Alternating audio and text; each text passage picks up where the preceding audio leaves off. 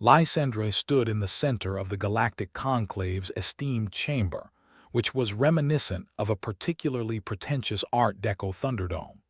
Only this one was filled with representatives from hundreds of alien species, each looking more skeptical than the last. If you've never had a room full of galactic diplomats staring at you like you're the punchline to a joke they haven't told yet, Lysandra could tell you it's quite the ego boost. Or not. She adjusted her translator, the device crackling like old vinyl. "Fellow beings," she began, her voice bouncing around the chamber like a loose plasma ball. "I'm here to introduce you to humanity's greatest cultural artifacts." A murmur rippled through the crowd. Skeptical antennae twitched. Symbiotic blobs jiggled in what might have been disdain or just bad digestion. A particularly gelatinous alien who seemed to be more slime mold than anything else gurgled. "Humans? Culture?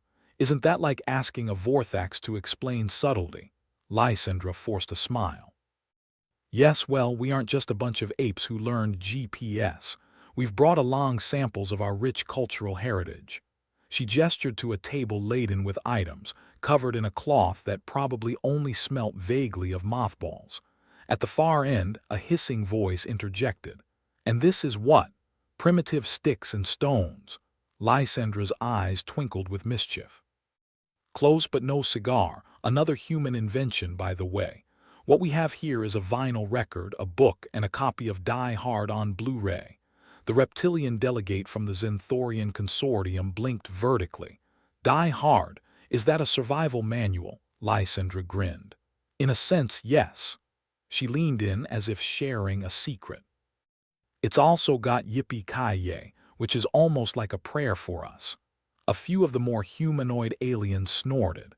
One particularly dry voice piped up from the shadowy recesses. "And this is supposed to save your people from the rumors circulating about the digitization plot." Lysandra shrugged. "I figured if an interstellar council sees Bruce Willis crawling through air ducts, they might think twice about underestimating us." The humor was a thin veil over genuine concern, but that's what passed for diplomacy these days. Meanwhile, in the back of the chamber, Grizz, a veteran of human-alien interactions if ever there was one, stirred in his seat. His reputation as a paranoid genius was only slightly exaggerated. He'd been hearing whispers about an alien plot to digitize human minds, and in Grizz's experience, where there's smoke, there's usually a flamethrower. He nudged his companion, a young analyst named Marlowe. "You heard the latest?" Marlowe stifled a yawn. "Only if it's more interesting than the last 10 conspiracy theories you dragged me into." Grizz rubbed his chin, the stubble making a sound like sandpaper on metal. "This one's juicy. Some sect wants to upload human consciousness into a digital matrix." Marlowe shrugged. "Sounds like they're doing us a favor. Who wouldn't want to avoid traffic by becoming data?" Grizz's eyes narrowed. "Imagine it, though. They wipe us off Earth, keep us in the cloud. We're just data, no messy bodies to deal with." Marlowe considered it, absently tapping his datapad. "You think they're planting the seeds here during the conclave? Can't put it past them," Grizz muttered. "Why else all this interest in our culture?" Back at the front, Lysandra was wrapping up her presentation. "And in conclusion, humanity's creativity is its greatest asset. Our artifacts are more than what they appear. They are symbols of our resilience, our ingenuity."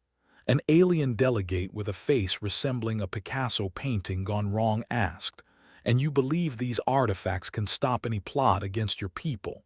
Lysandra spread her hands. "If nothing else, they'll make you think twice before messing with us.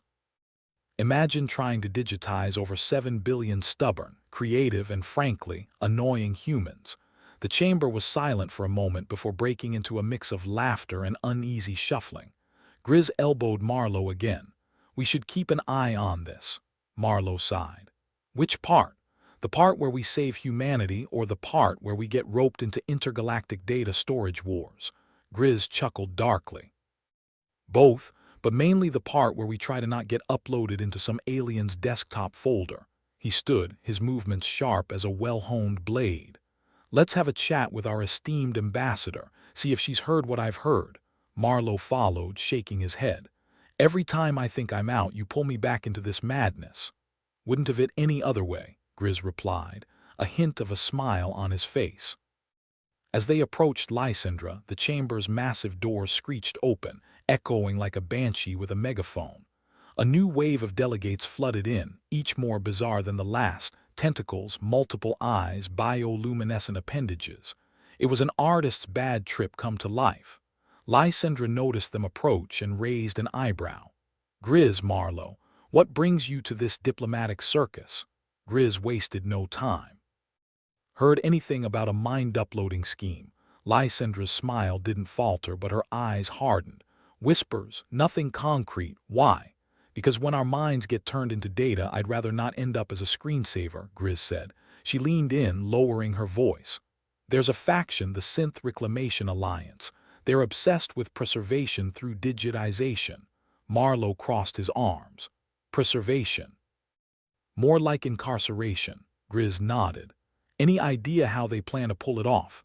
Lysandra glanced around, ensuring no one was eavesdropping. "I've got a hunch they're using the conclave to gather intel. Cultural artifacts, human psyche, our strengths and weaknesses." Marlowe snorted. "Great. So this whole show intel is basically a scouting mission for our brains." Lysandra shrugged. "At least they find us interesting. I mean, who wouldn't?" Grizz rubbed his temple. "We need to be proactive, find out who's behind this and how deep it goes." Lysandra nodded thoughtfully.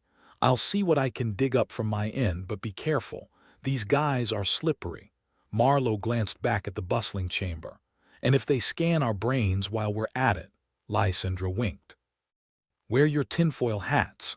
With the meeting breaking up, Grizz and Marlowe made their way towards a shadowy corner, the unofficial domain of the less savory elements of the conclave.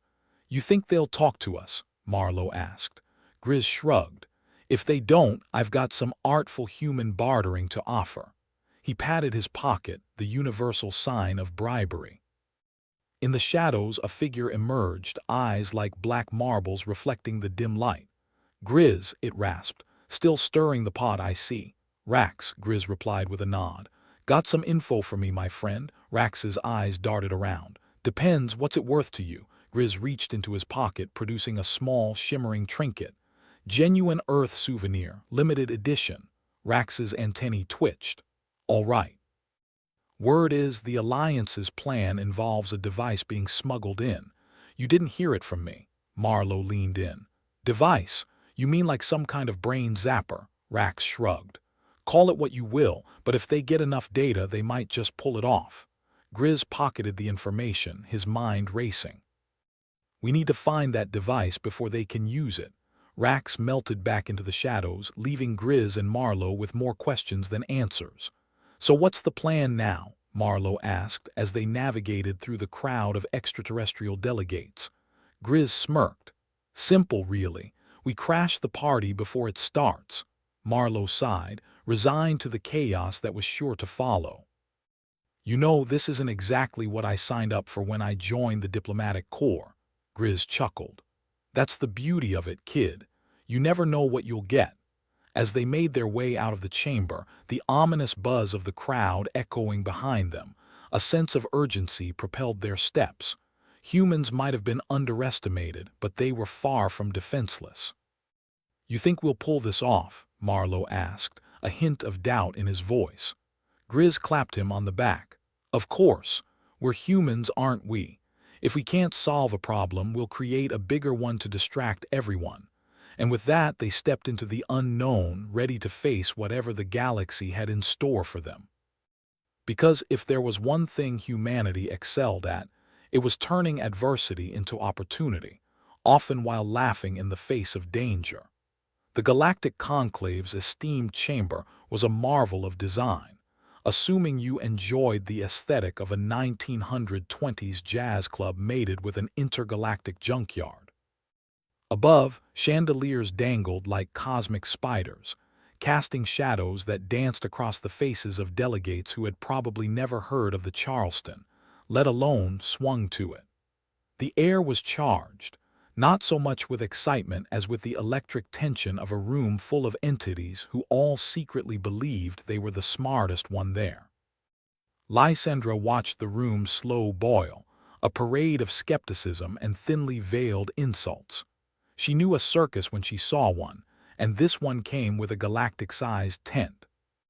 Her translator crackled as a delegate from the Blorvaxian collective, a creature resembling an ambulatory sea sponge, warbled disdainfully about the human penchant for limited lifespan art forms. "And what do you suggest?" she shot back, arms crossed casually. "Immortal masterpieces. We save that for our pop culture. Ever heard of Elvis?" A ripple of confusion spread. It was like explaining Shakespeare to a goldfish. Some delegates clicked their mandibles in what might have been a sign of confusion or indigestion. The Xylar representative, a tall, skeletal being wrapped in a cloak that seemed to absorb light, leaned forward with what passed for a grin. "Perhaps human creativity is quaint. But is it truly of strategic worth?" Lysandra smirked, her eyes flashing with the kind of mischief that usually preceded a diplomatic incident. "Strategic worth? Well, we did conquer boredom, which I hear is a killer in these parts." The Xylar's grin widened into something that would have been unsettling if not for the fact that everything about them was unsettling. Rumor spins tales of humanity's stubborn resilience, a quality not easily digitized.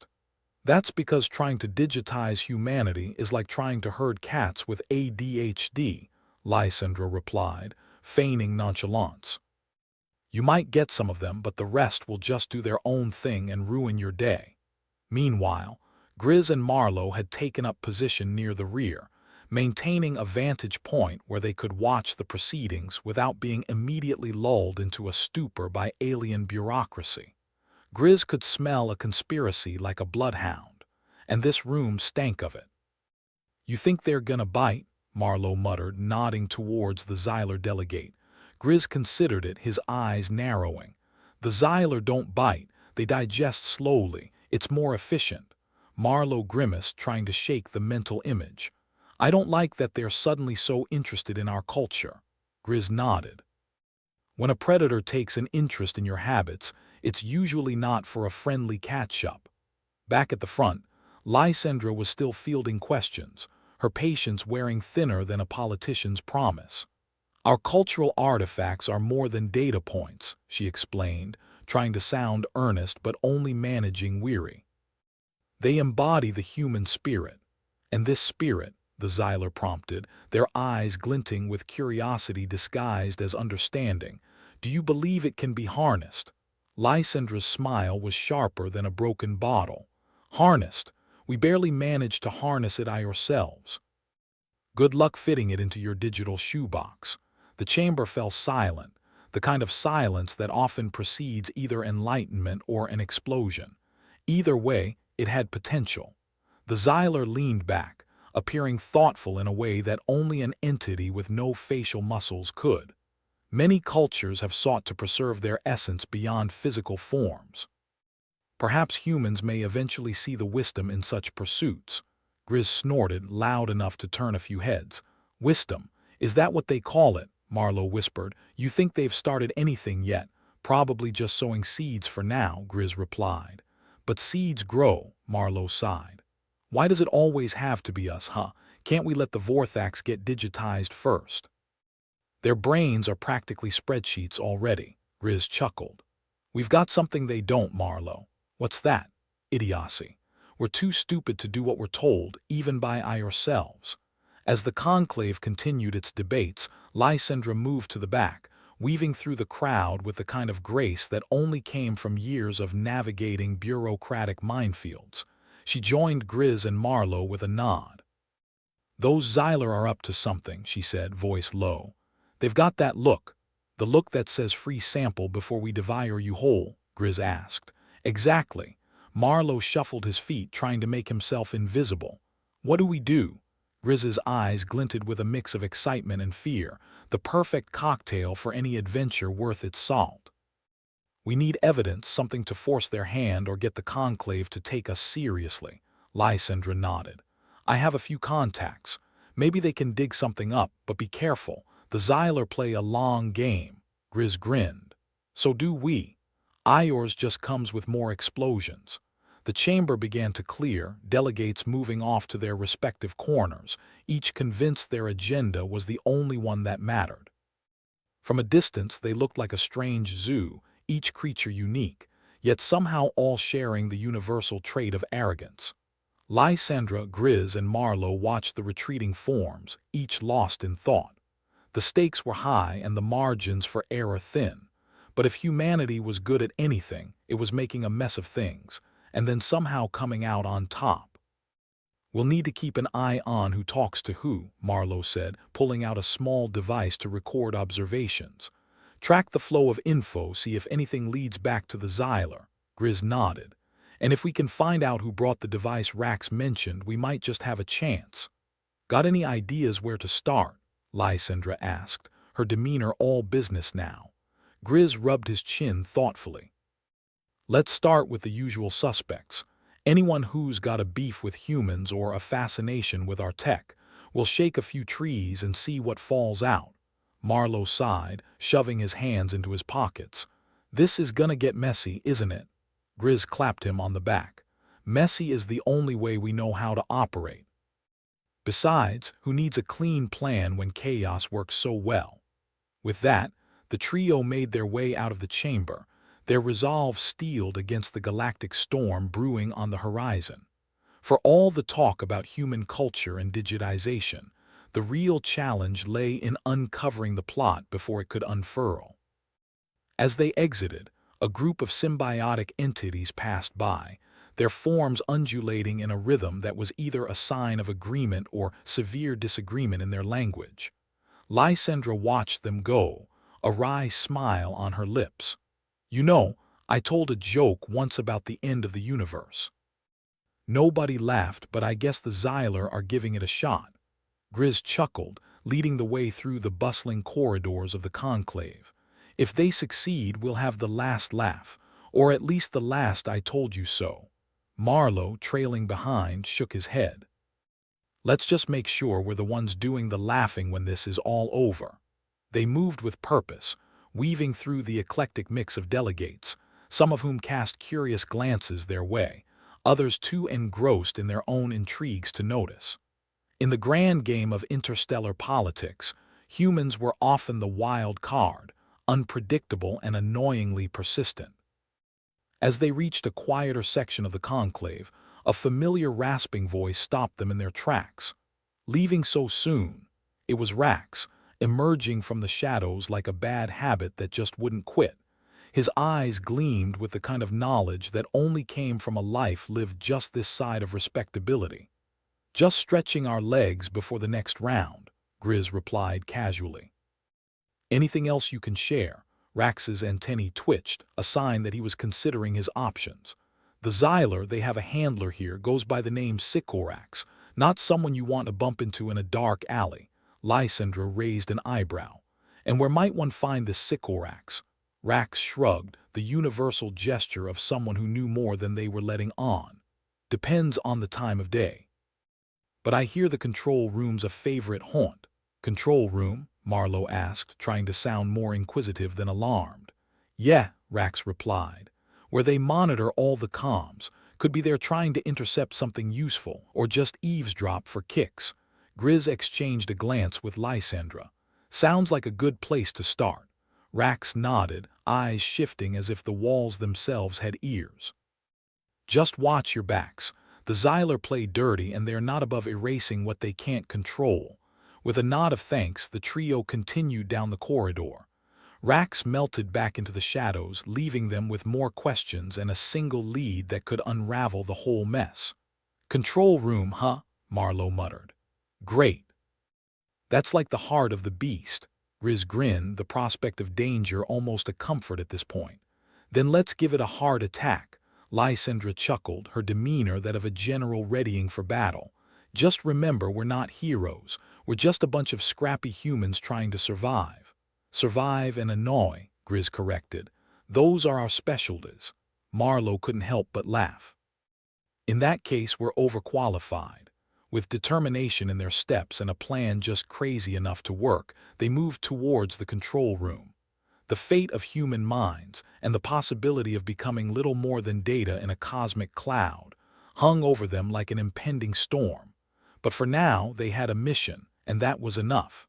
As they reached the door to the control room, Lysandra took a deep breath. "Ready?" Grizz nodded, his hand on the door. "Let's crash this party." And with that they stepped through, ready to confront whatever the galaxy thought it could throw at them. Because if there was one thing humanity excelled at, it was facing the impossible and laughing in its face. The Galactic Conclave's esteemed chamber echoed with the sounds of alien discourse, an orchestra of languages that could make a symphony of chaos. Somewhere in that cacophony, humanity was trying to make its voice heard. Or at least, that was the intent. In a quieter part of the conclave, nestled between the smell of burnt metal and a lingering whiff of desperation, the humanity response team had set up a makeshift command post.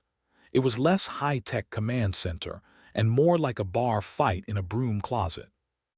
Quinn, the resident tech prodigy whose hair looked like it had never seen a comb, was hunched over a tablet that seemed to be more duct tape than device. "All right, Mira, what have we got?" Mira, the cultural expert and part-time cynic, was busy balancing a cup of something that claimed to be coffee. She was the kind of person who'd laugh at a funeral, assuming there was any decent entertainment. Not much. Just the usual, Xylar eyes and ears trying to sneak a peek at our dirty laundry. "Those nosy bastards," Quinn muttered, fingers flying over the touchscreen. "I swear if they spent half as much time on their own problems, they'd still be a bunch of nosy bastards," Mira finished for him. "So, what's the plan, boss?" Quinn grinned, the kind of grin that usually got him into trouble. "Plan A, we find proof the Xylar are trying to digitize us. Plan B, we stop them. Plan C, we improvise." Mira snorted. "Improvise? That's your plan? Hey, if it ain't broke." Mira was about to retort but was interrupted by the sudden blinking of a red light on Quinn's ancient computer.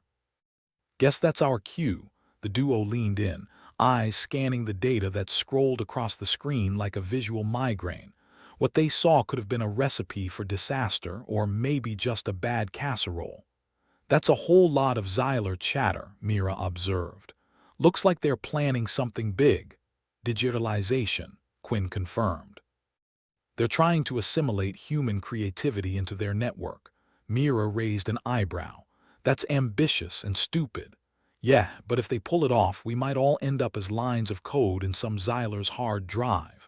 Not how I pictured immortality. More like immorality," Mira quipped. "So, what's the play?"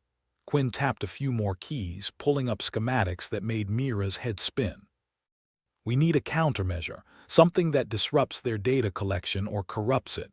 Mira stared at the screen, her mind working faster than a politician on a lie detector. "We could use cultural noise." Quinn blinked. "Cultural what now?" Mira gestured wildly, nearly spilling her coffee. "You know, distract them with human culture. It's chaotic, unpredictable, not easily digitalized." "Like throwing a wrench in the works," Quinn nodded, catching on, "or a stick of dynamite." "Exactly. We flood their servers with randomness. Movies, music, memes." "Memes?" Quinn laughed. "The one thing no alien brain could ever hope to understand." "Right. If they want to know the human spirit, let's drown them in it." Quinn nodded, already setting up the data streams. "All right, let's give him a taste of the real human condition, confusion." As the feed filled with a cacophony of culture, Quinn and Mira watched the Xylar communication start to flicker like a dying neon sign. "Think it'll work?" Mira asked, sipping her coffee with a grimace that said she knew better than to expect good news. Quinn shrugged, eyes still glued to the screen. "If it doesn't, we'll be too busy to notice when they come for us with digital pitchforks." Mira chuckled darkly.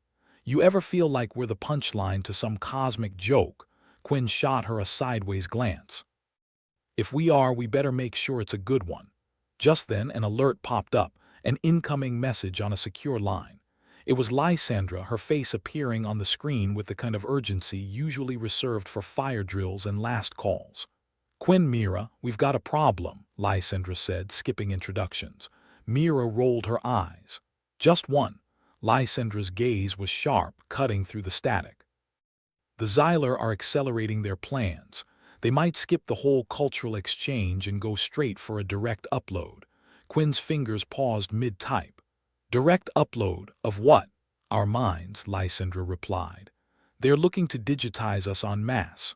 A chill ran through the room, and for a moment the weight of mortality hung heavy, like bad cologne. So what do we do? Quinn asked, already knowing the answer but hoping for a new one, like a kid wishing for a miracle on a math test. We stop them, Lysandra said simply. And fast. The line went dead, leaving Quinn and Mira in silence, save for the hum of old electronics and the distant murmurs of alien exchanges. Well, Mira said finally, breaking the quiet with her trademark sarcasm, looks like Plan C is officially in session. Quinn nodded, a determined glint in his eye. Time to improvise. ****, somewhere in the bowels of the conclave, the control room thrummed with energy, a nerve center for alien plots and human resistance alike. The trio of Lysandra, Grizz, and Marlowe approached with the kind of caution reserved for defusing bombs or entering a family reunion unannounced. Grizz gave a low whistle. Looks like a fun place. Maybe we should have brought snacks. Lysandra shot him a look. Focus, Grizz. We need to find Sycorax and figure out what they are planning. Marlowe, whose anxiety was only outpaced by his curiosity, peeked around the corner. Got a plan? Lysandra adjusted her translator and grinned. Yeah, follow me. With practiced ease, they slipped past security scanners and into the control room, the heart of the beast. The room was a chaotic dance of screens and holograms, each one displaying streams of data from across the galaxy. The Xylar are definitely up to something, Marlowe whispered, pointing to a screen showing a list of human delegates and their current whereabouts. Looks like they're tracking us, Grizz said, leaning in for a closer look. Never knew I was so popular. Lysandra scanned the room, her eyes landing on a figure at the far end, a tall skeletal being wrapped in a cloak that seemed to absorb light. Sycorax, the Xylar handler and their supposed ticket to understanding the plot. All right, Lysandra whispered, time to make our move. Grizz cracked his knuckles. Subtle or loud? Subtle, she decided, knowing full well it wasn't his forte. The trio approached Sycorax with a casual air, like they were just passing through on a Sunday stroll. Lysandra led the way, her translator set to Xylar with a hint of sarcasm. Hello, Sycorax, she said, her voice smooth as oil on ice. Fancy meeting you here.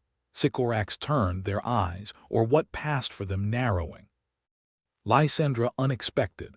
Yeah, well, I'm full of surprises, she replied, flashing a smile that could cut glass. We hear you're planning a big cultural exchange. Sycorax's cloak shifted, a subtle sign of discomfort. Plans must proceed. Efficiency is paramount. Efficiency, huh? Grizz chimed in. I always thought creativity was more about the mess. Sycorax's gaze fixed on him, unblinking. The Xylar will enhance human creativity by integrating it. Lysandra leaned in, her voice dropping to a conspiratorial whisper. And if we don't want to be integrated? Sycorax's response was a mechanical click, a sound that spoke volumes about their tolerance for dissent. Resistance is inefficient. Guess we're just inefficient by nature, Marlowe quipped, his nerves getting the better of him. Lysandra straightened, her expression hardening. We're not here to resist, Sycorax. We're here to negotiate. Negotiate? Sycorax repeated, a hint of amusement creeping into their tone. With what leverage? Lysandra gestured to the screens around them. With this. Your systems are vulnerable to something uniquely human. Quinn's data flood was doing its magic, the screens flickering as human culture, movies, music, and yes, even memes poured in like a torrential downpour. Sycorax's eyes widened, the Xylar equivalent of a jaw dropping. What is this? Chaos, Lysandra said, crossing her arms. The one thing you can never quite predict. Grizz and Marlowe watched as the Xylar struggled to contain the digital deluge, their systems straining under the weight of human unpredictability. "So, how about a deal?" Lysandra suggested, her voice steady and sure. "You leave our brains in our heads and we'll stop the cultural blitzkrieg." Sycorax hesitated, the air between them heavy with the tension of 1,000 possibilities. Finally they nodded, the motion slow and deliberate. "Agreed, but only for now." Lysandra nodded, satisfied. "That's all we ask." As they turned to leave, Grizz couldn't help but grin. "Well, that was fun. We should do this more often." Marlowe shook his head, the adrenaline starting to wear off. "I'd rather not make a habit of it." Lysandra glanced back at Sycorax, who was busy trying to regain control over their systems. "Think they'll hold up their end?" Grizz shrugged. "Guess we'll find out. But for now, let's enjoy being human, chaotic, unpredictable, and damn proud of it." With that, they made their way out of the control room, each step a victory in a war that was far from over. The galaxy was a dangerous place, filled with unknown threats and unforeseen challenges. But if there was one thing humans excelled at, it was adapting, surviving, and laughing in the face of impossible odds. The Galactic Conclave's esteemed chamber was buzzing more than a politician's phone before Election Day. Lysandra had just returned from her little negotiation dance with the Xylar, and was barely through the door when the place erupted with activity. Everyone from the Blorvaxian collective to the Xylar themselves seemed to be in a frenzy, like a bunch of cats who'd just discovered catnip. Quinn, hair looking like it had lost a fight with a wind turbine, was hunched over his ancient computer. The contraption had more duct tape than hardware at this point, but it was spinning miracles out of wires and whimsy. Mira, on the other hand, was orchestrating something that was part science experiment, part stand-up routine. "All right, people, gather round," Mira called, not bothering to look up from her chaotic cluster of tablets and vinyl records. Her voice was the kind of sharp that could cut through a conference call. "We're about to test a little theory about human creativity. Spoiler alert, it's not going to fit neatly into your average hard drive." Lysandra approached the makeshift command post, her expression a mix of curiosity and the usual dose of skepticism. "You've actually got a plan, or are you just winging it for the drama?" Mira shot her a mock-offended look. "Please, I've got a plan, sort of. Okay, mostly winging it." "But what's life without a little improvisation?" Quinn nodded, eyes glued to the data scrolling across his screen. "Improvisation's the spice of life," he quipped, "right before indigestion." Lysandra glanced around, noting the tension in the air. Even the ambient hum of alien technology seemed to vibrate with anticipation. "So, what are we doing that's got the Xylar so riled up?" "We're doing what humans do best," Mira replied. "Making a mess and calling it art." Quinn grinned. "And if it happens to clog up their systems in the process, well, that's just a bonus, isn't it?" Mira tapped a few buttons on her tablet, which beeped in protest before begrudgingly displaying a series of wavy lines and pixelated nonsense. "Okay, so here's the deal. Xylar tech is all about efficiency. They can digitize data, sure, but creativity. It's like trying to nail Jell-O to a tree. You can't predict it, you can't contain it, and you sure as hell can't control it." Lysandra crossed her arms, intrigued despite herself. "So we're going to show them why trying to replicate human creativity is like trying to bottle a hurricane. Bingo." Mira snapped her fingers. "We flood their systems with the unpredictable, the nonsensical, the downright bizarre. The stuff that makes us human." Quinn hit a key with the air of a conductor starting a symphony, and suddenly the room was alive with sound and color. Images flashed across screens, Monty Python sketches, abstract paintings, and songs that could make an AI weep if it had tear ducts. "Look at them," Mira said, gesturing to the data stream. "They can handle the input, but the output, pure gibberish. They're trying to make sense of it, but it's like watching a dog chase its tail." Lysandra chuckled. "So we're not just throwing them a curveball. We're throwing the whole damn baseball field." "Exactly," Mira said, eyes gleaming with mischief. "And while they're busy tying themselves in knots, we figure out how to save our skins." Quinn adjusted his screen, which was now flickering with the kind of frenetic energy that suggested it was either about to do something amazing or explode. "You think they'll keep trying?" "They will," Mira replied, "because they can't help themselves. It's like giving a cat a laser pointer. They know it's pointless, but they just can't stop." Lysandra watched as the Xylar representatives floundered with their tablets, their expressions, or the alien equivalent, growing more frustrated by the second. And when they realize they can't replicate creativity, hopefully, by then, we'll have figured out a way to negotiate a ceasefire, Mira said, or at least a postponement until we can come up with another bad idea. Lysandra smirked, glancing at the chaos around her. "So this is the plan. Confuse the hell out of them until they give up." "Pretty much," Quinn said with a shrug. "When in doubt, baffle with bullshit." The Xylar weren't taking it lying down, though. Across the chamber, they were huddled around a holographic display, their skeletal forms bending and twisting in frustration as they tried to piece together the puzzle of human creativity. "Look at them," Mira said, pointing with a mug that had seen better days. "They're like scientists who've just realized they've been looking at the wrong end of the microscope." Quinn leaned back in his swivel chair, a satisfied grin spreading across his face. "They want to digitize creativity. Let them try. We'll just keep changing the rules, and when they find out it's a fool's errand." Lysandra asked, curious about the potential fallout. Mira shrugged. "Then they'll have to admit that human creativity isn't some widget you can mass produce. It's chaotic, it's unpredictable, and it's wonderfully, maddeningly human." As the Xylar continued their futile attempts at decoding the cacophony, Lysandra couldn't help but feel a surge of pride. Sure, humanity had its faults, self-destructive tendencies, an alarming need for conflict, a love of reality TV. But there was a beauty in their madness that no alien species could ever hope to understand. "Think they'll pack it in?" Quinn asked, watching a Xylar delegate slam its spindly appendages onto their holograph in what could only be described as a tantrum. "Eventually," Mira replied, "but not before they've given it the old college try. Aliens can be stubborn that way." "Stubborn? You're talking about a species that once tried to standardize art," Lysandra pointed out, her voice dripping with sarcasm. Quinn chuckled. "Yeah, good luck with that. Next, they'll be trying to quantify love or sanity," Mira added with a wry smile.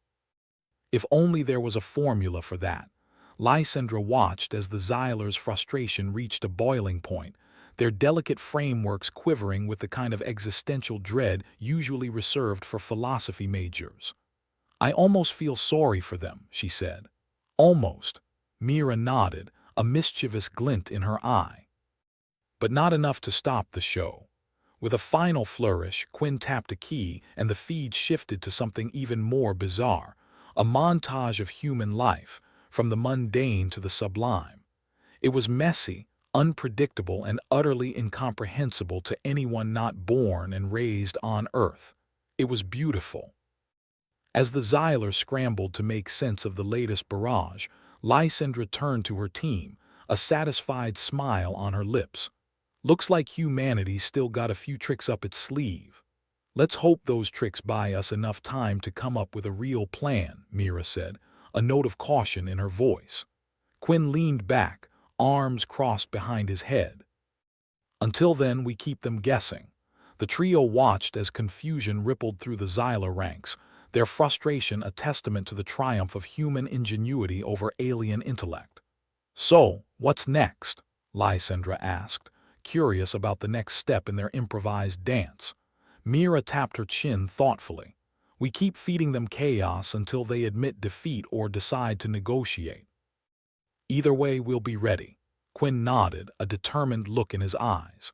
"And if they don't want to talk peace, then we keep them busy," Mira said, distracted by the one thing they can never truly understand. As the Xylar continued their Sisyphean task, Lysandra, Quinn, and Mira settled in for the long haul, ready to defend the galaxy's most valuable resource, human unpredictability. In the end, it wasn't about winning or losing. It was about proving that some things couldn't be tamed, digitized, or shoehorned into neat little boxes. It was about being human, and that, they all agreed, was something worth fighting for. So there we were, stuck in the Galactic Conclave's esteemed chamber that was bustling more than a bar during Happy Hour, minus the happy, of course. We were surrounded by aliens who'd spent way too much time patting themselves on the back for being oh so smart. And here we were, the lonely band of humans, trying to prove that creativity wasn't something you could stick in a spreadsheet. Lysandra stood by our makeshift command post, a spot that had all the ambience of a dentist's waiting room. Her eyes tracked the Blorvaxian delegate, who was wobbling its sea sponge-like form toward the Xyler's corner. Oh joy! Nothing screamed impending doom like a Blorvaxian and a Xyler huddle.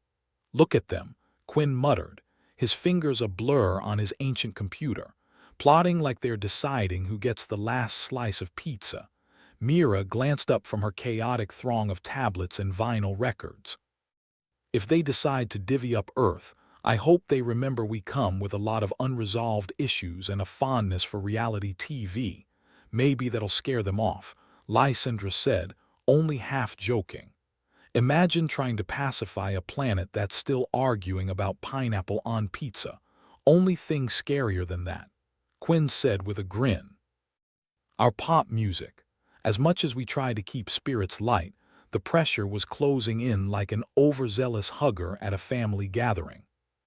The conclave was starting to buy into the Xyler's pitch, which was essentially digitize or die trying. Apparently, they'd never heard of the concept of leave it well enough alone. Do they really think they can just plug us into a machine and call it a day? Mira wondered aloud, her tone dripping with disbelief. Seems like it, Lysandra replied, watching a Xyler representative, its skeletal form flickering like a bad connection. They are underestimating human stubbornness. The only thing we surrender easily is remote control during commercials, Mira snorted. And even that's a battle. Just then, the Blorvaxian delegate decided to grace us with its presence, shuffling over like sentient algae granted a diplomatic mission. Its mouth, or what passed for it, pulsated with what I assumed was disdain. You must understand, it said in a voice like bubbling tar, the efficiency of digitization. Human creativity is chaotic, resource-intensive. Yeah, Quinn interrupted, but have you tried watching a cat video? Talk about efficient use of time. The Blorvaxian either ignored or didn't understand the sarcasm. Your resistance is noted. Yet the conclave is leaning toward the Xyler's solution. So what, you want to press a button and turn art into algorithm? Lysandra shot back. Good luck. Our art's best served with a side of WTF. The Blorvaxian seemed confused. It probably didn't get out to many poetry slams. We seek only to preserve. Mira echoed, her voice sharp as ever. You're talking about cramming the Louvre into a thumb drive. Great plan. If you're a Philistine, it drifted away, its parting words buzzing, we shall see. Well, that was depressing, Quinn said. Talk about optimism hitting a new low. Lysandra sighed, frustration etched across her features. We're running out of allies and fast. The conclave was now buzzing with more whispers and side glances than a high school cafeteria. It seemed like everyone was on board with the Xyler's grand plan to reduce human creativity to an equation. In other words, we were up a certain creek without a paddle, and the boat had sprung a few leaks too. What's the latest from Earth? Mira asked Quinn, who was furiously typing away. Same old, he replied, overrun by the efficiency crowd. They're pushing hard for the Xyler method. Seems like everyone's forgotten how well that strategy worked out in every dystopian movie ever, Lysandra mused. Next thing you know, they'll be banning laughter. Maybe they'll outlaw sarcasm first, Mira said, the corners of her mouth twitching. Imagine the chaos. We're isolated, outnumbered, and everyone's betting on the wrong horse. Lysandra summed up, her words heavy with the weight of reality. Gotta love being the underdogs, Quinn said, not looking up from his screen. Always picked last, but we're still fighting. Yeah, well, some of these aliens are about to find out that underdogs bite, Mira added, a glint of defiance in her eyes. But the truth was, we were feeling the squeeze. The conclave was a circus, and we were the clowns nobody found funny. The Xyler's plan was gaining traction, and humanity was teetering on a knife's edge, dangerously close to being digitized into oblivion. Lysandra looked around, her gaze finding the Xyler representative. It stood there, tall and ominous, seemingly absorbing every photon of light around it. If it had feelings, they were probably nestled somewhere between arrogance and condescension. "They're not gonna stop," Lysandra said, her voice low, meant only for us. "Not until they've tried to turn us into ones and zeros. Then we'll just have to remind them that humans aren't so easily defined," Mira said, no sign of surrender in her tone. Quinn looked up, his eyes meeting hers. "So what's the plan?" "We can't keep stalling forever." Plan. Lysandra echoed, letting out a breath she hadn't realized she was holding. "We improvise. We keep them busy and we look for cracks in their plan or our nerves." Quinn asked, only half joking. "Both," Mira replied, eyes scanning the room like a hawk in search of prey. "If there's anything we're good at, it's finding a way out of a no-win situation." But as the conclave droned on, the odds felt like they were stacking higher than an accountant's to-do list. The decision-makers were leaning toward the Xyler solution, and humanity was becoming as popular as a skunk at a garden party. "Everyone's forgotten what it means to be human," Lysandra said, the realization heavy on her shoulders. "The mess, the chaos, the brilliance in between. Then we remind them," Mira said, a spark in her eye. "Yeah, and if that doesn't work," Quinn added, "I've got a plan B.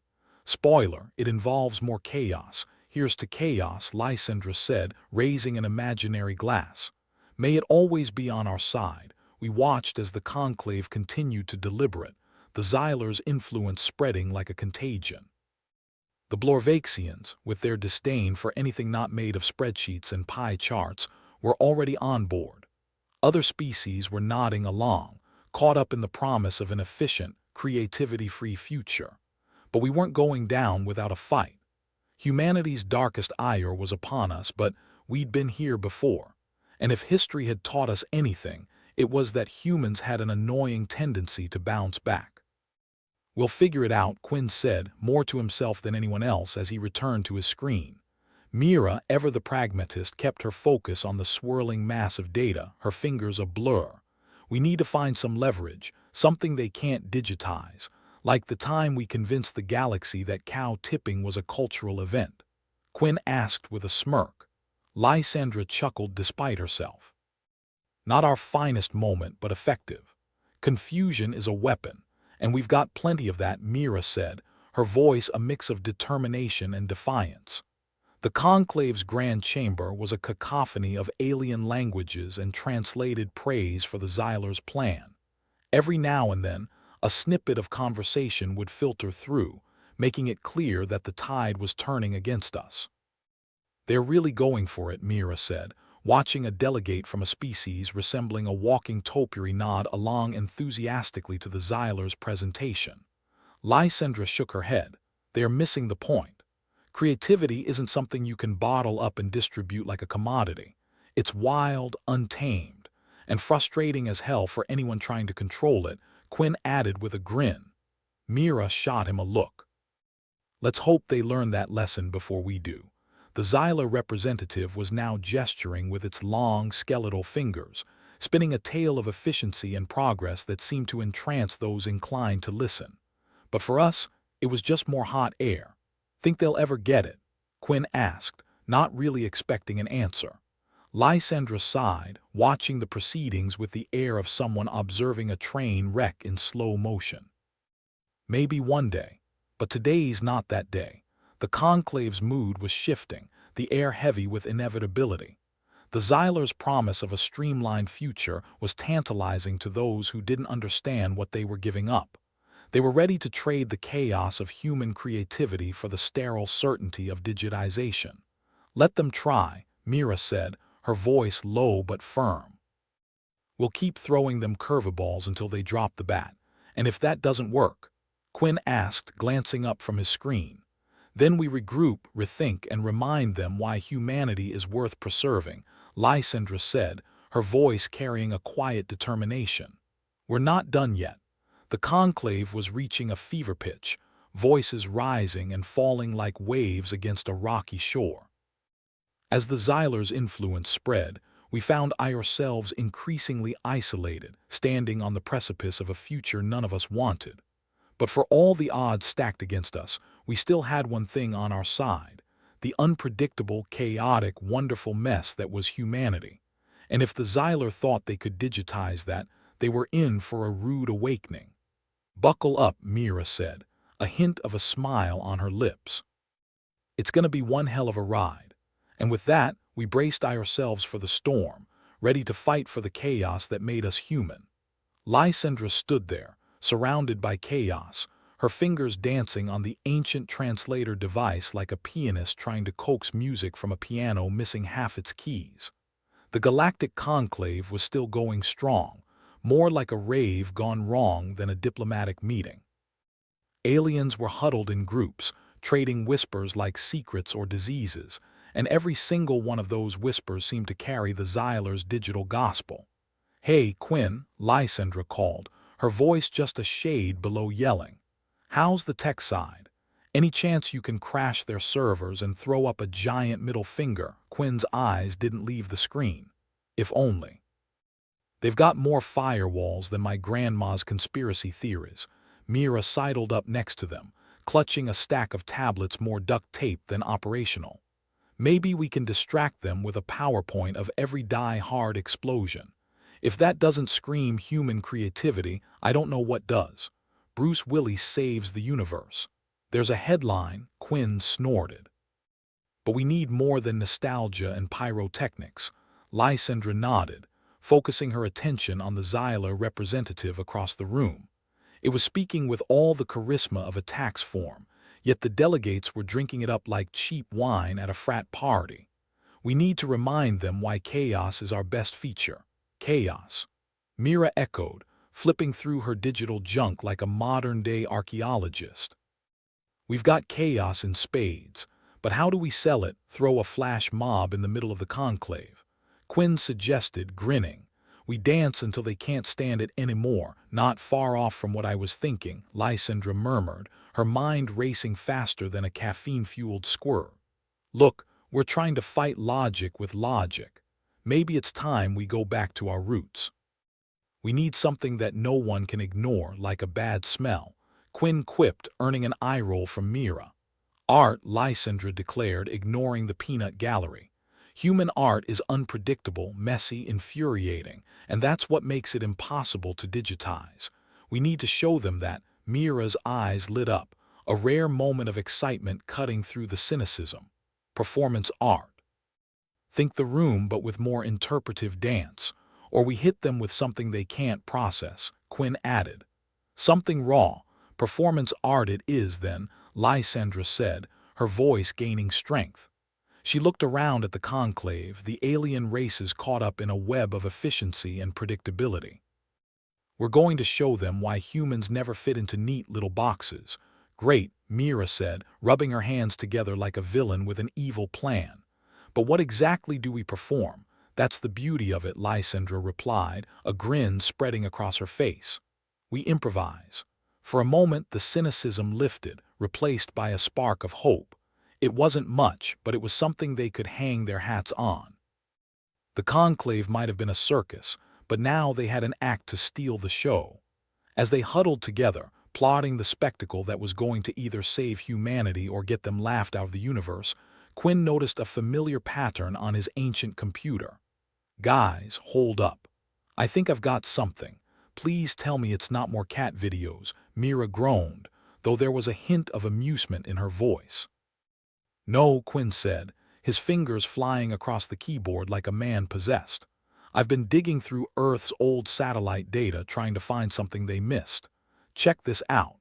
He turned the screen towards them, a flickering image of a pulsar dance from centuries ago, its radiant waves undulating in a way that was both mesmerizing and chaotic. "Yeah, it's pretty," Lysandra started, not quite seeing the point. "No, look deeper," Quinn insisted, tapping the screen. This pulsar dance, it's random, but it's got a pattern, a beat. And it's something no algorithm can predict. It's like the universe's version of jazz. Mira's eyebrows shot up, realization dawning. An unpredictable pattern like human creativity. If we can sync our performance to this, the Xyler's system might not be able to process it. Could fry their circuits or something. Exactly, Quinn said, excitement lacing his words. We can show them that some things are too complex to downgrade. Lysandra nodded slowly, the plan taking shape in her mind. We need to work fast. We'll coordinate our performance with this pulsar dance, make it something they've never seen before. So, we're talking chaos choreography, set to cosmic jazz, Mira summed up, a wicked grin spreading across her lips. I'm in. Quinn leaned back, crossing his arms with a satisfied nod. Let's give them a show they won't forget. The plan was as risky as it was brilliant. They had one shot to turn the tide, to prove that human creativity wasn't just a series of ones and zeros waiting to be digitized. They were betting everything on this, but as underdogs, they didn't have much left to lose. All right, Lysandra said, looking at her team, feeling the weight of what was coming. Let's go remind them why humans make terrible pets. The Conclave's grand chamber was still buzzing with the same energy of dubious optimism. As the Xyler prepared to solidify their proposal, Lysandra's team made their move. Hey, Xyler, Lysandra shouted, her voice carrying across the room with a bravado that belied her fluttering nerves. The alien turned, its eyeless gaze somehow managing to convey both annoyance and intrigue.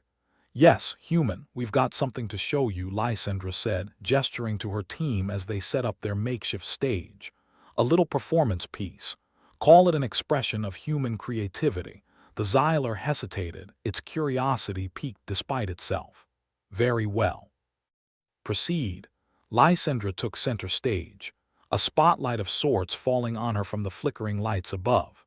Ladies, gentlemen, and whatever else you want to be called, she began, her voice steady, we present to you a demonstration of what it means to be human.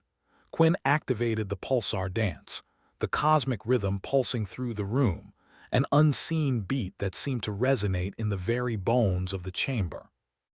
Mira joined Lysandra, her movements complementing the pattern, flowing and unpredictable. It was a symphony of chaos, choreographed anarchy that defied understanding, and it was beautiful.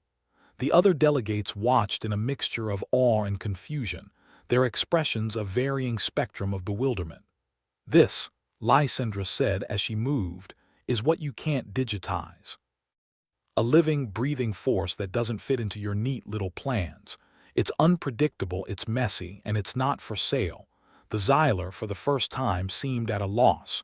Its usual condescending demeanor faltered, replaced by something like uncertainty. Quinn, in his element, was grinning like a madman. Look at their faces, he muttered to Mira. It's like they've seen a ghost. The performance reached its crescendo, the pulsar's rhythm guiding them in a dance that was both structured and chaotic. As the last notes hung in the air, the room fell silent, the delegates caught in the aftermath of a storm they hadn't expected. Lysandra, breathless but triumphant, faced the conclave.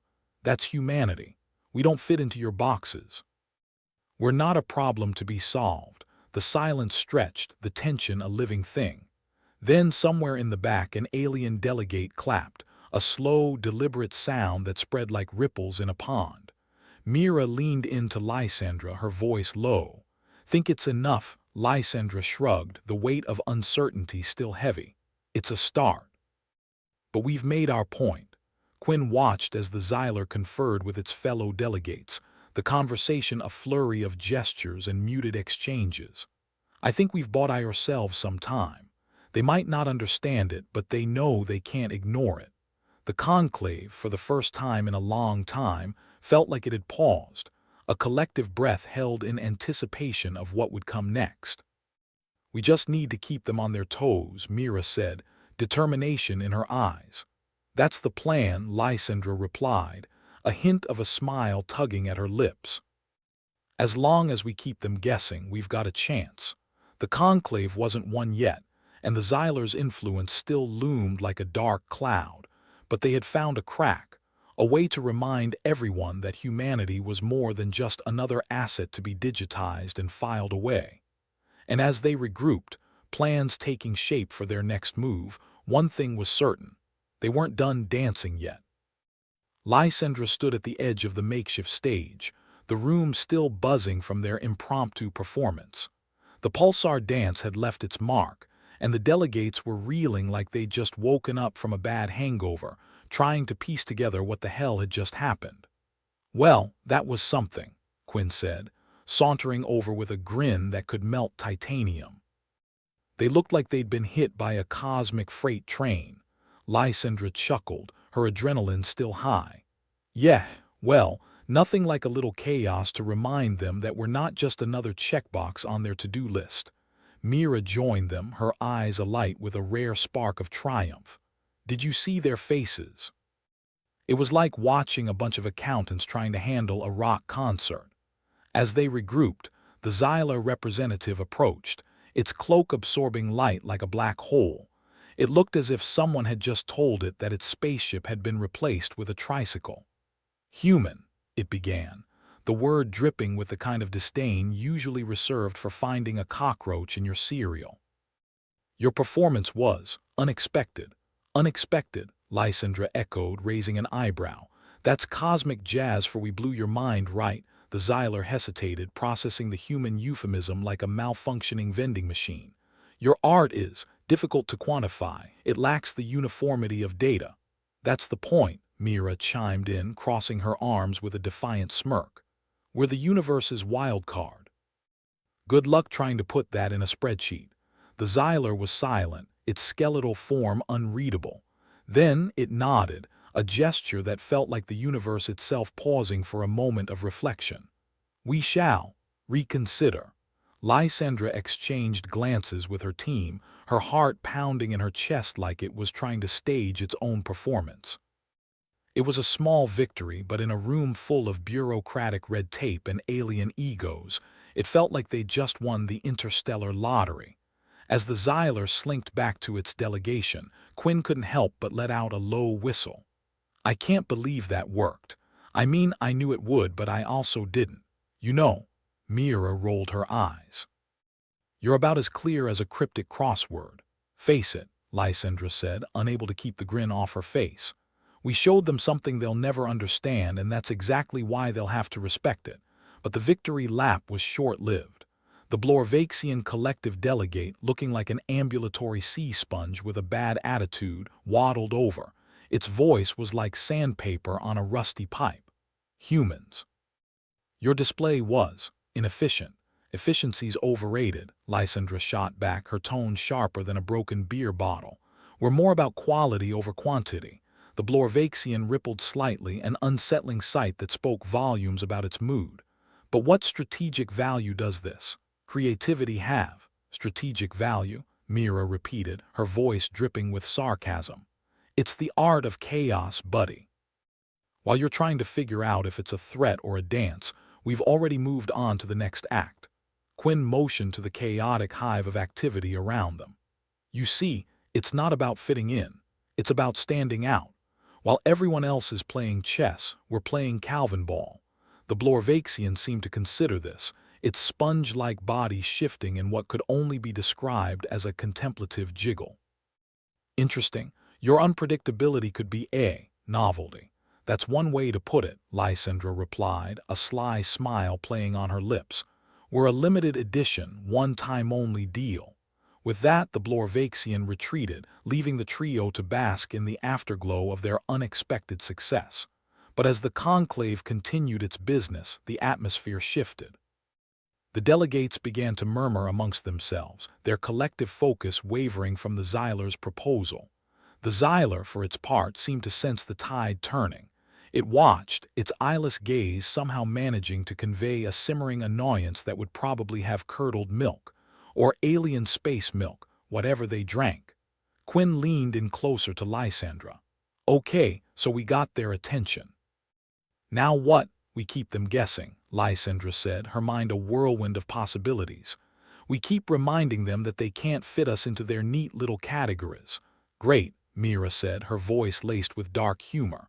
We just have to keep performing miracles. No pressure. No pressure at all, Lysandra said, her smile widening. Just the fate of humanity resting on us being the galaxy's most unpredictable act. A familiar voice sliced through the low hum of the crowd like a well-aimed insult. Impressive show, human.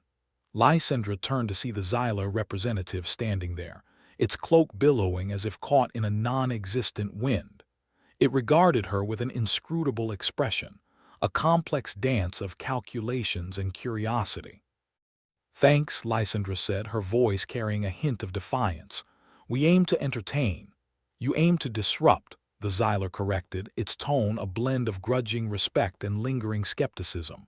Your creativity is difficult to assimilate. That's kind of the point, Mira interjected, her words sharp and unapologetic. We're not data, we're not a trend. We're people, and people, Quinn added, are messy, chaotic, and impossible to predict. You can't just shove us into a database and call it a day. The Xylar seemed to digest this, its cloak rippling with a life of its own. Your unpredictability poses challenges. Challenges are good, Lysandra said, meeting its gaze head-on. They force us to think, to adapt. Indeed, the Xylar acknowledged, its voice a low murmur of contemplation. Perhaps there is value in this challenge. Mira nudged Lysandra, her voice a conspiratorial whisper. I think we're getting through to them. Maybe, Lysandra replied, her tone cautious yet hopeful. But we can't let up. Not now. As the Xylar retreated to confer with its counterparts, the humanity response team gathered once more, their resolve hardening like steel in the crucible of adversity. We're not out of the woods yet, Quinn said, his fingers tapping out a nervous rhythm on the edge of his ancient computer. No, Lysandra agreed, her mind a churning sea of possibilities. But we've made a start. And now we need to finish what we've begun. Mira glanced at the conclave, the delegates a sea of shifting expressions and uncertain whispers. They won't forget this in a hurry. Good, Lysandra said, her voice fierce with conviction. Because neither will we. The conclave had seen the light, or at least glimpsed the shadows lurking just beyond it. And in that darkness, where calculators and codices failed, humanity shone brightest. So they plotted their next move, their plans a tapestry of ingenuity and daring. They would challenge the status quo, unravel the threads of predictability, and weave a future that was as uncertain as it was exhilarating. And in that uncertainty, they found their strength. Humanity, the wild card in a universe of order, poised to upend the table and redefine the game. Because in the end, that was the one thing they could never digitize, the audacity of the human spirit. With the conclave's decision hanging in the air like the aftermath of a botched magic trick, Lysandra and her team gathered in their little corner of sanity amidst the madness. The delegates were still buzzing, but now with a newfound sense of cautious curiosity rather than disdain. It was like they'd just witnessed a raccoon outsmart a bear, and they couldn't quite decide whether to clap or call animal control. Well, that was a hell of a show, Mira said, propping herself against a table that looked like it might need a vacation. Though I half expected them to start throwing tomatoes. Tomatoes would have been a step up from those energy pellets they had at lunch, Quinn said, grimacing at the memory. I think I'd rather eat a rock, less grit. They all chuckled, the tension of the past few hours easing just a fraction, but they knew the real test was yet to come. The conclave hadn't made their final decision, and until then they were all hanging in a balance that seemed more like a tightrope above a pit of bureaucratic alligators. Lysandra stood, stretching her arms like she was getting ready for round 2 in a fight nobody had officially declared. All right, team, we've made them think. Now we've got to make them act. Nothing like getting the smartest beings in the galaxy to do something they don't want to, Mira quipped, folding her arms. It's like herding space cats. They're not much different from humans, Quinn noted, running a hand through hair that seemed to be engaged in its own rebellion. They just don't realize how brilliant they are yet. Or how stupid. Mira added with a grin. Depends on the day. They were interrupted by a low, resonant hum that signaled the conclave was reconvening. The delegates shuffled back into their places, a cacophony of rustling cloaks and muted chatter filling the space. The atmosphere was as charged as a power conduit with a live wire exposed, and it was clear that something had shifted. The Xylar representative took the floor, its cloak pooling around it like a sentient shadow. The translator device crackled to life, sputtering out the alien's words with the enthusiasm of a teenager forced to attend a family reunion. Esteemed delegates, it began, the words somehow managing to sound both dignified and begrudging. The recent human performance has presented us with new considerations. Their unpredictability and creativity present a unique challenge. Lysandra exchanged a quick glance with Mira, who gave her a small nod. It was the kind of moment that felt like standing on the edge of a cliff, where one step forward could mean either flying or falling, and the only way to find out was to take that step.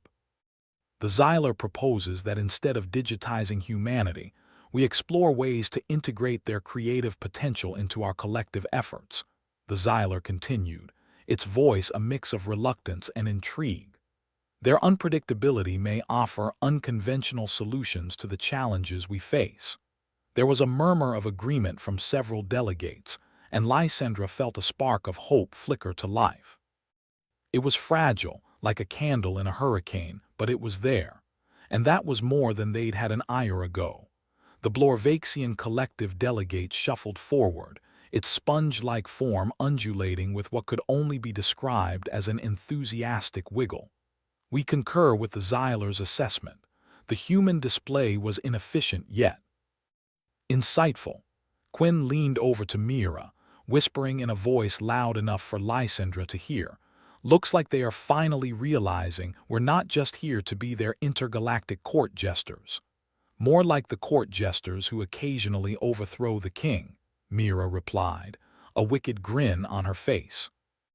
But in the best way possible. As the discussion continued, it became increasingly clear that the conclave was warming to the idea of protecting cultural uniqueness. It was a turn none of them had expected, but one they were more than willing to run with. Lysandra stepped forward, her voice clear and steady. We appreciate the conclave's consideration. Humanity is not a problem to be solved but a partner to be embraced. Our creativity and unpredictability are our strengths, and we're excited to see how they can contribute to the good of the galaxy. There was a moment of silence, the kind that stretched out like a well-chewed piece of gum, before the room erupted into applause. It wasn't the polite kind of applause you might get at a meeting of the Galactic Accountants Guild, but genuine, unrestrained clapping that felt like it could shake the stars themselves. Mira and Quinn joined Lysandra, their faces a mix of disbelief and elation. I can't believe we pulled that off, Mira said, shaking her head with a laugh. I thought for sure they'd throw us into the nearest black hole. Hey, if they did, at least it would have been an adventure, Quinn said, his eyes twinkling with mischief. And I bet we'd have figured out a way to climb out. The Blorvaxian waddled over to them, its demeanor less abrasive, more contemplative. Humans, your contribution will be noted. Appreciate it, Lysandra replied, unable to resist adding, we aim to be very notable. As the conclave began to wrap up, the Xylar approached one last time, its cloak still defying the laws of physics in a way that made everyone question their reality a little bit more than usual. Human, it said, its tone softer, more nuanced. Your performance was illuminating. Glad you think so, Lysandra said, offering a smile that could have been interpreted as either friendly or threatening, depending on one's perspective. We're always here to shed some light, and to keep us from growing complacent, the Xylar added, a surprising hint of warmth in its voice. We look forward to future collaborations. With that, the Xylar drifted away, leaving Lysandra and her team standing there, basking in the afterglow of a success that felt both hard-won and incredibly surreal. You know, Mira said, her voice full of wonder, I think we might have just saved the galaxy's soul, Quinn snorted. And all it took was a bit of chaos and a lot of guts. Sounds about right for humanity, Lysandra said, her heart swelling with pride. Now let's get out of here before they change their minds. As they made their way out of the chamber, the delegates parting like waves around a particularly stubborn rock, Lysandra felt a sense of peace settle over her. It wasn't the end of the story, far from it. But it was a new beginning, and one that promised more than she could have ever imagined. In the grand scheme of things, they had done more than just make their mark. They'd carved a path. And in a galaxy that seemed hell-bent on order and uniformity, maybe a little chaos was exactly what was needed. They'd given the Conclave a taste of humanity's audacity, and they hadn't choked on it. As they stepped back into the bustling corridors of the Conclave, Lysandra turned to her team, a mischievous glint in her eyes. "So, what's next?" "Anything," Mira said, her smile wide and full of promise. "Anything we want." Quinn chuckled, shaking his head as they walked away from the stage that had been both their battlefield and their sanctuary. "As long as it's not another pulsar dance." "My legs are still recovering." "Agreed," Lysandra said, feeling a lightness that had been absent for far too long. "But whatever it is, we'll figure it out, just like we always do." With their spirits high and the galaxy stretched out before them like a vast, uncharted canvas, the team set off into the great, unpredictable unknown. Because if there was one thing humanity had proven, it was that they didn't just survive, they thrived. In chaos, in challenge, in the face of overwhelming odds, they thrived. And as they disappeared into the throng of delegates, leaving behind echoes of laughter and the faint scent of adventure, it was clear that this was only the beginning. The beginning of a new chapter, of a new story, of a new way of being in a universe that had finally started to see the value in the untamed, the unpredictable, and the undeniably human. Because if there was one thing the Conclave and the galaxy had learned, it was this: never underestimate the power of a wild card.